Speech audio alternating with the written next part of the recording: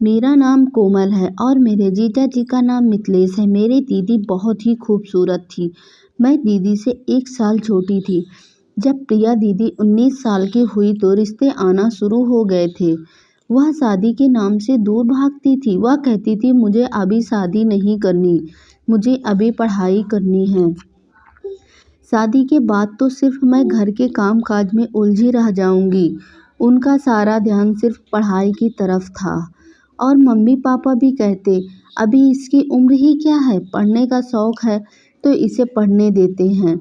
बस ऐसे ही कहकर वह हर रिश्ते को ठुकराते रहे। टाइम गुजरने का पता ही नहीं चला और दीदी ने भी काम के साथ पीजीडीसीए किया, फिर बीकॉम किया। रिश्ते आते रहे और वह इनकार करती रही। अभी नहीं, पहले कुछ बनूंगी फिर शादी करूंगी। भगवान ही चाहे जाने वह क्या बनना चाहती थी। सपने तो उनके बहुत ही बड़े थे। नौकरी की तलाश में उन्होंने बड़े बड़े किरदार से मिलना शुरू किया। ऑफिस ऑफिसों के चक्कर भी काटे, लेकिन उन्हें यह कहीं पर भी नौकरी नहीं मिल पा रही थी। फिर उन्होंने थक हार कर एक स्कूल में कंप्यूटर ऑपरेटर की जॉब कर ली। कुछ टाइम स्कूल में पढ़ाया, फिर घर बैठ गई। बोली कि बच्चों को पढ़ाना अपनी जान देने जैसा काम है। मेरे तो सर में दर्द होने लगता है। उन दिनों में पढ़ाई कर रही थी और जब जवान थी। अब जो भी रिश्ता आता है वह दीदी को नज़रअंदाज करके मेरा हाथ मांगते, जबकि मेरे मम्मी पापा की इच्छा थी पहले बड़ी बेटी की ही हाथ पीले होंगे। टाइम बीत रहा था, मैंने ऐसे कर लिया। अब सभी मम्मी पापा को समझने की कोशिश करते कि तुम लोग अच्छे अच्छे रिश्ते को ठुकराते जा रहे हो। कहीं ऐसा ना हो बड़ी बेटी के चक्कर में आपकी ये छोटी बेटी भी घर पर ही रह जाए। मम्मी पापा दीदी की शादी को लेकर बहुत परेशान थे और अब इन हालातों से घबराकर मम्मी ने शादी करवाने वाले से सहारा लेना शुरू कर दिया। मम्मी ने उन्हें पैसे भी दिए और कहा मेरी बेटियों के लिए अच्छा रिश्ता लेकर आओ। रिश्ता करने वाली औरत एक दिन हमारे घर आई। मम्मी पापा उनसे मिलने गए। लड़की की मम्मी पापा ने लड़के की तारीफ की, जमीन आसमान एक कर दिए। लड़का बहुत अच्छा है, लाखों में एक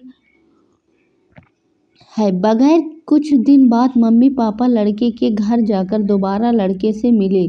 लड़का देखने में इतना अच्छा नहीं था, शक्ल सूरत भी कुछ खास नहीं थी, मगर वह लोग मेरे मम्मी पापा से इस तरह शराफत से पेश आए थे। मेरे सीधे साधे माँ बाप ने हाँ कह दिया और 3 महीने बाद शादी की तारीख रख दी गई और घर में शादी की तैयारी शुरू हो गई। शादी की तैयारियों में से 3 महीने ऐसे बीत गए जैसे अभी 3 महीना पहले ही बात हो देखी। देखते ही देखते शादी का दिन आ गया और हम लोग मेहंदी वाले दिन लड़के के घर लड़कों को मेहंदी लगाने गए तो मैंने पहली बार अपने जीजा जी को देखा था। उस पर नज़र पड़ते ही मेरी तो चीख निकल गई। पक्का रंग और मामूली शक्ल सूरत और सर से गंजा, बड़े तो चमक देख कर पड़े तो मुझे तो हंसी आ गई। दीदी की किस्मत पर रोना आ रहा था कि दीदी की कैसी किस्मत होती है। मैं यह सोचने लगी, इतने अच्छे अच्छे रिश्तों को ठुकराया था और अब यह अजनबी शक्ल से डोली में ले जाने आया है। जैसे ही मैंने उसे मेहंदी लगाने के लिए हाथ आगे करने को कहा और मेहंदी लगाने लगी, उसने मेरा हाथ पकड़ लिया। मेरा दिल वहीं पर टूट रहा था। जो मेरे दिल में जीजा के लिए इज्जत भी थी वही चकनाचूर हो गई। मैं तो अपना हाथ झटक कर एक तरफ हो गई। फिर उन्हें दूसरी लड़कियों को मेहंदी लगाने को कहा और मैं उसे देखे जा रही थी कि यह सोचकर हैरान थी मम्मी और पापा को इस इंसान में क्या पसंद आया था जो बिना देखे समझे जल्दी से हाँ कर दिए। मेरी नज़र वहीं पर दूल्हे राजा तो बढ़ चढ़कर लड़कियों से बातचीत में हिस्सा ले रहे थे। मजाक किया जा रहा था। शायद उनके खानदान में इस तरह के गंदे मजाक करने की रिवाज होगा। मैं एक तरफ खामोश खड़ी थी। मुझे खामोश खड़ा देखकर मुझे आवाज़ लगाने लगी, अरे साली साहिबा, इधर तो आइए भाई, हम तो अपनी साली के हाथ से ही पान खाएंगे। हमारी यह इच्छा पूरी नहीं करोगी क्या? उनकी यह इच्छा सुनकर सारी औरतें हंसने लगी और ऊंची ऊंची आवाज में कहने लगी, कहीं पान खाने के बहाने साली का हाथ ना खा लेना। इस तरह के मजाक तो हर शादी के आमतौर पर होते हैं, पर मुझे यह मजाक बिल्कुल पसंद नहीं था और मैं मजाक करने वाली औरतों से गुस्से में देख रही थी। उनमें से एक औरत मुझे पान ले आई और मेरे हाथ में थमा दिया और मुझसे बोली कि अपने जीजा को की इच्छा पूरी कर दो। तुम्हारे जीजा ने तुमसे पहली बार फरमाइश की है, फिर तुम भी बदले में इससे कुछ भी ले लेने की फरमाइश करना। मैं अपने दिल में उसको गाली दे रही थी, मगर जुबान से कुछ न बोली। स्टेज पर बैठे जीजा जी पान खाने को बड़े बेचैन हो रहे थे और बार बार बोल रहे थे, साली साहिबा आप खिला दो, तुम तो हमारी छोटी साली हो। मेरे हाथ में पान था, लेकिन मेरे कदम समझो वहीं पर जम चुके थे। फिर एक लड़की मेरी तरफ बढ़ी, मुझे जीजा जी की तरफ ले जाने लगी और मुझे पकड़कर उसके पास ले गई। जैसे ही मैं पान खिलाने के लिए उसकी तरफ हाथ बढ़ाया, तो उन्होंने मेरी कलाई पकड़ ली और अपनी तरफ खींचने लगे। जैसे ही मैंने पान खिलाया तो उन्होंने मेरे दोनों उंगलियों काट ली। मेरी तो चीख निकल गई और जीजा जी मुस्कुराने लगे। मैंने अपने आंसू पोंछते हुए स्टेज से नीचे उतरकर भागने लगी। मेरी मेरा मन तो एक थप्पड़ मारने की चाह कर रहा था और मुझे अपने मम्मी पापा पर बहुत गुस्सा आ रहा था कि उन्होंने कैसे लड़के को पसंद किया है। सगाई होने तक ऐसे ही कोई सी रही हो और शादी के कामों में भी मन नहीं लग रहा था। अपनी दीदी की तरफ एक नज़र उठाकर देखी तो वह रोने को मन करता। शादी का दिन आया और दीदी विदा हो गई, अपने घर चली गई।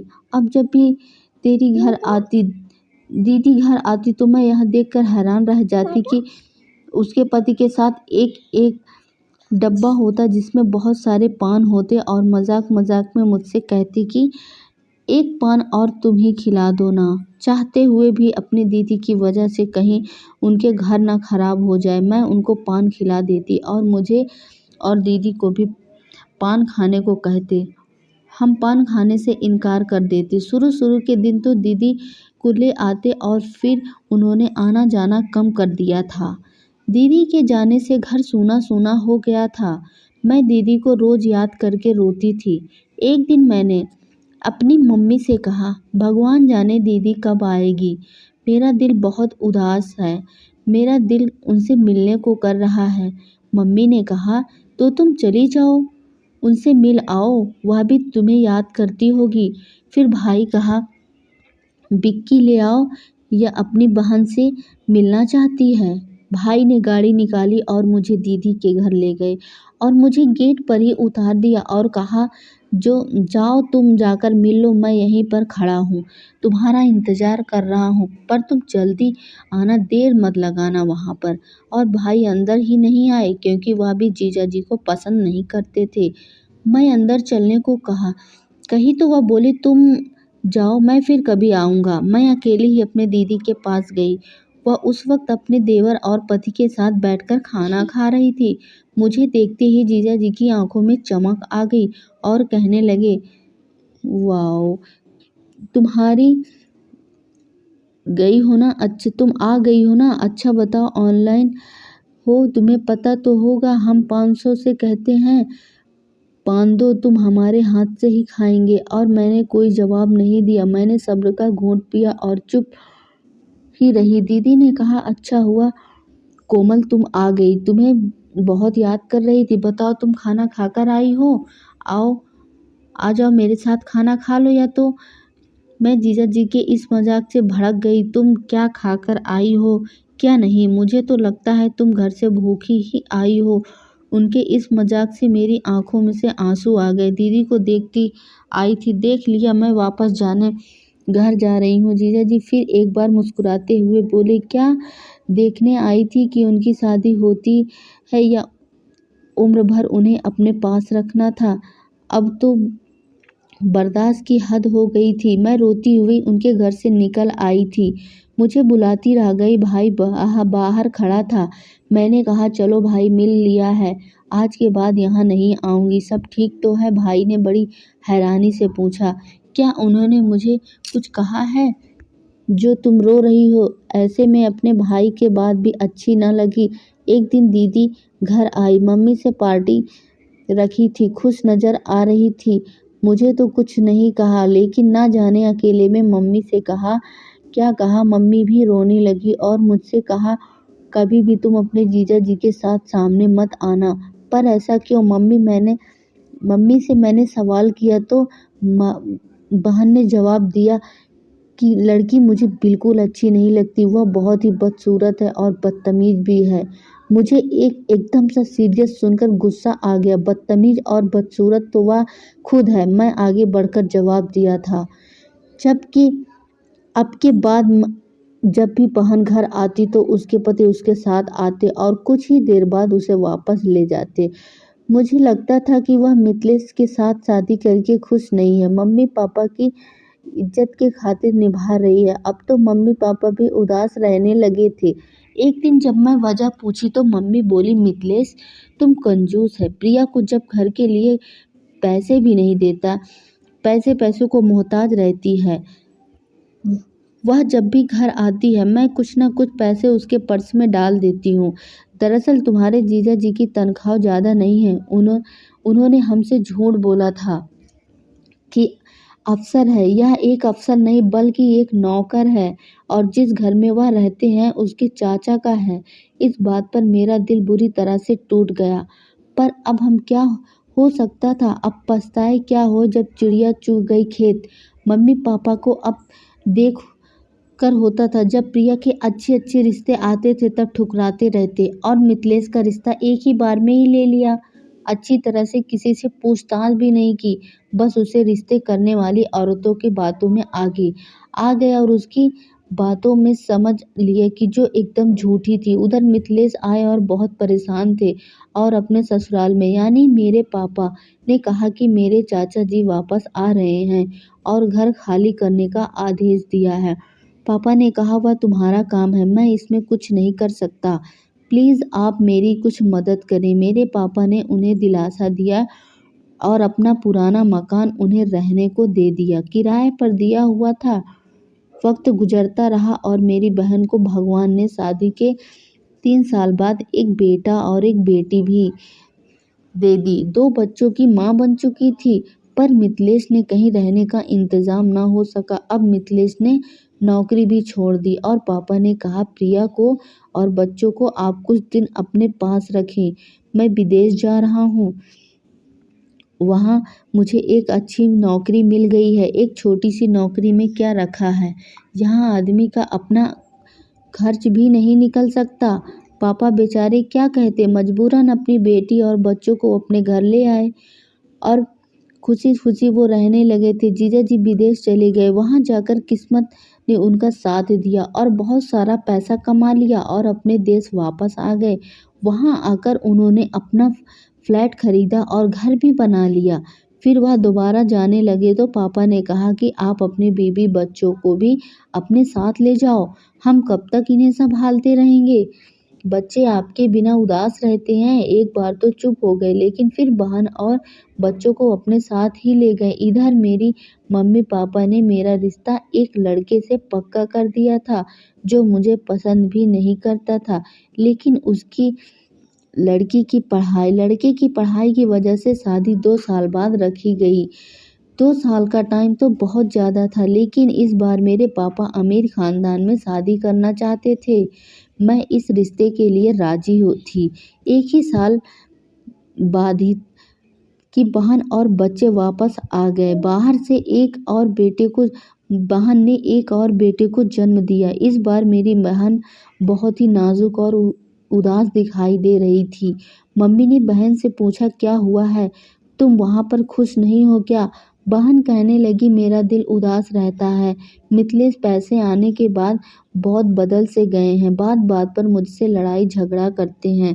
बिना वजह ही ताने देते हैं, मेरे साथ बेरुखी बरतने लगे हैं। पहली बार दीदी ने अपने पति की शिकायत की थी, जबकि बहुत खुशी खुशी मिथिलेश जीजाजी मम्मी पापा और सबसे मिले थे और बहुत खुश भी थे। नजर आ रहे थे कि इसलिए पापा भी अपनी बेटी के लिए कुछ नहीं कर सकते थे। महीने रहकर वहां चली गई। अब जब भी फोन करते उनकी आवाज़ बहुत ही धीमी निकलती, जैसे अभी अभी रोई हो, और हर बार कहती, मेरी तबीयत नहीं ठीक है। भगवान ही जाने मुझे क्या हो गया है। मेरा दम घुटने लगा है। मैं सही से सांस भी नहीं ले पा रही हूँ। मम्मी ने मिथिलेश जीजाजी से बात की तो उन्होंने कहा कि कई डॉक्टरों को दिखाया है और इलाज भी चल रहा है। दवाई भी मैं अपने हाथों से ही खिलाता हूँ, मगर कोई फायदा नहीं हो रहा है।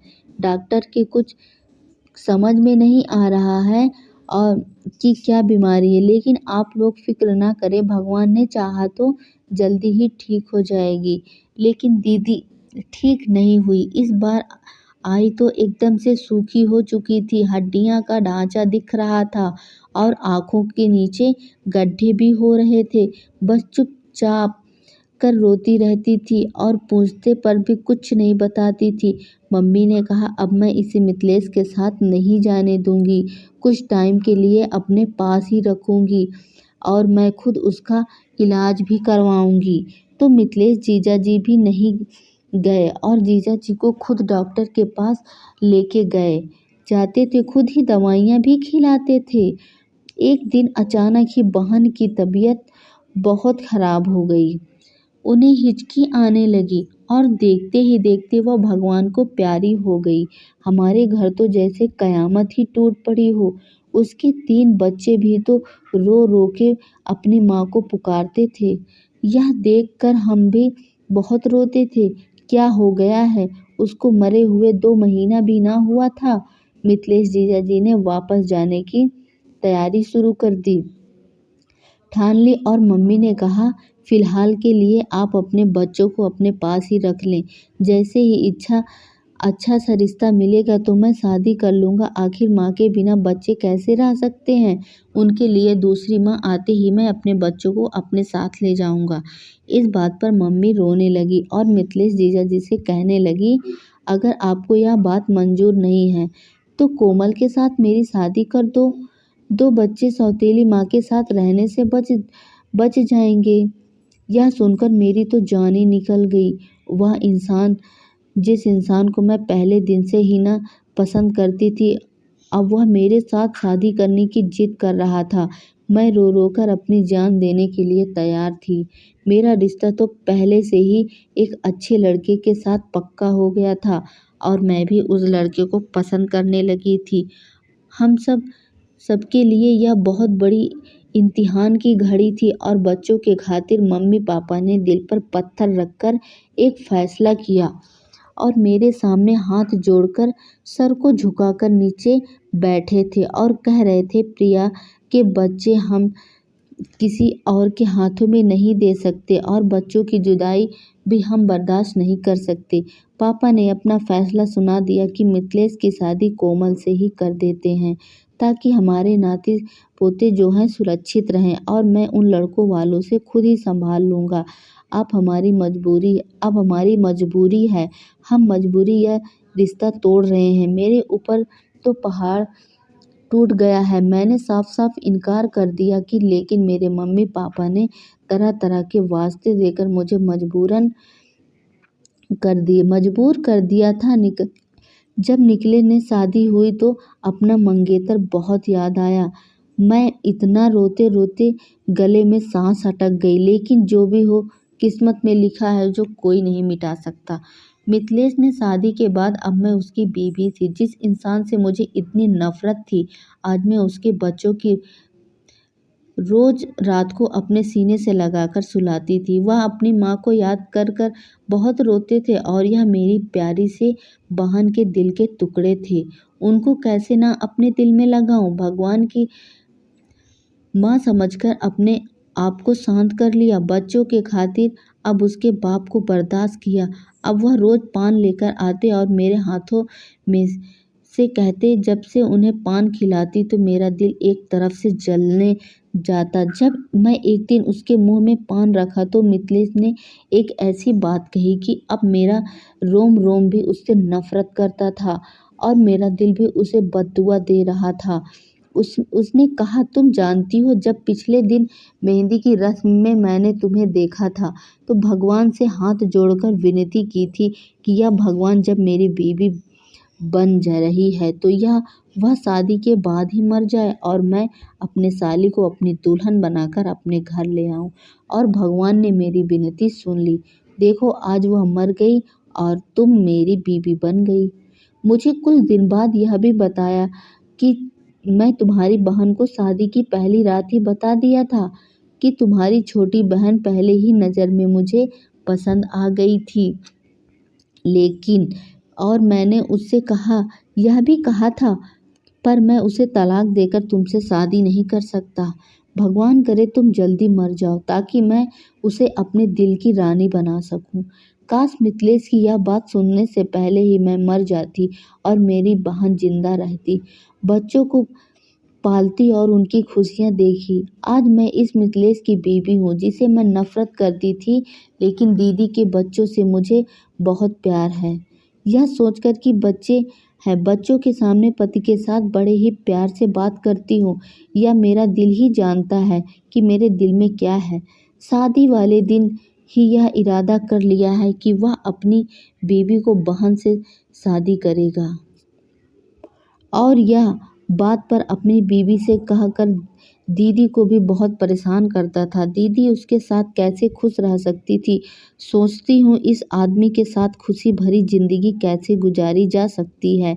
कितनी बेरुखी से दीदी को सताया होता कि वह बीमार रहने लगी। फिर न जाने कैसी कैसी दवाइयाँ उसको खिलाता था जो वह अपनी ज़िंदगी से जंग हार गई। अब तो यह सब मेरे दिल में कभी भी नहीं जाएगा। मैं किसी भी अपने दिल की बात को भी नहीं कह सकती। औरत का नाम ही मजबूरी है। मर्द तो आखिर मर्द होता है और पति कैसा भी हो फिर भी सर का ताज ही रहता है, और इसके लिए भगवान ने से दुआ करना भी औरत का फर्ज होता है। लेकिन मिथिलेश के लिए मेरे दिल में हमेशा बद्दुआ ही निकली और भगवान से प्रार्थना करती हूँ कि इसको इसके किए की सज़ा जल्द ही दे। अभी 1 साल ही बीता था कि मिथिलेश को पान खाने की वजह से कैंसर हो गया था और वह अपने बिस्तर पर पड़ा रह गया। बहुत इलाज होने के बाद वह बच न सका। आखिरी सांसों में उन्होंने मेरे मम्मी पापा को बुलवाया और हम सबसे माफ़ी मांगी और कहा कि यह सब कुछ उन्हें उनके ही किए की सज़ा मिल रही है। अब हम क्या कर सकते हैं। मेरी बहन तो वाकई में वापस नहीं आ सकती थी। मेरे मम्मी पापा ने उसे माफ़ कर दिया और कहा, भगवान ने मेरे तुम्हारे किए की सज़ा दे दी है। मिथिलेश की मौत के बाद कुछ समय बीता और फिर एक बार राज के घर वाले मेरे घर आए और अपनी बेटी के लिए रिश्ता मांगा, और राज के मम्मी पापा ने मुझे भी अपने बच्चों के साथ बहू के रूप में स्वीकार किया। मेरी मम्मी पापा ने मेरी शादी कर दी। आखिर इतना सब कुछ होने के बाद भी मेरी शादी राज से ही हो गई। अब इस बात तो 2 साल बीत गए। भगवान ने हमें एक बेटा भी दे दिया है। आज राज और मैं अपने बच्चों के साथ एक अच्छी ज़िंदगी जी रहे हैं। तो दोस्तों, हमें इस कहानी से यह सीख मिलती है कि हमें कभी भी किसी के साथ बुरा नहीं करना चाहिए। हमें जितना मिलता है उसी से खुश रहना चाहिए और भगवान का धन्यवाद करना चाहिए। तो अगर ये स्टोरी आपको पसंद आई हो ना, तो प्लीज़ एक लाइक ज़रूर करें और चैनल में नए हैं तो सब्सक्राइब करना ना भूलें और बेल आइकन को ज़रूर प्रेस कर दें ताकि नया वीडियो आप तक तुरंत पहुंच जाए। धन्यवाद।